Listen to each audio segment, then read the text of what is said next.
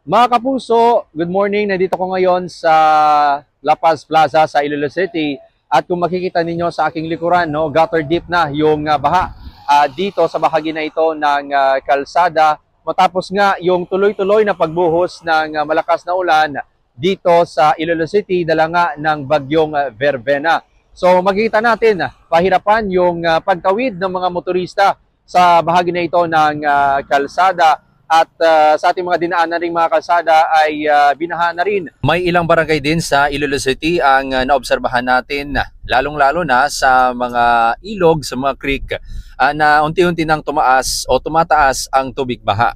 Sa ngayon ay naging makulimlim yung panahon, pero patuloy pa rin yung monitoring ng lagay ng panahon dito sa Iloilo City at maging kung anong maging epekto nito sa mga barangay. So may mga dinaanan tayong mga residente kanina na nag-e-empake na at kumbaga bumabantay na lang ng mga papublikong sasakyan upang makasakay para sa kanilang pag-evacuate either sa evacuation center mga kapuso or sa kanilang mahal sa buhay. May mga residente rin tayo na tuloy pa rin sa pagkayod na kahit binabaha sa kanilang barangay ay papasok pa rin sa kanilang mga trabaho dahil nga daw ay kinakailangan magtrabaho kahit sa kabila ng masamang panahon. Sa ngayon sa datos ng Iloilo City DRMO mga kapuso ay 5 barangay pa lang so far as of 7:55 AM yung recorded na binaha dito sa Iloilo City. So naka-standby naman yung local DRRM sa mga barangay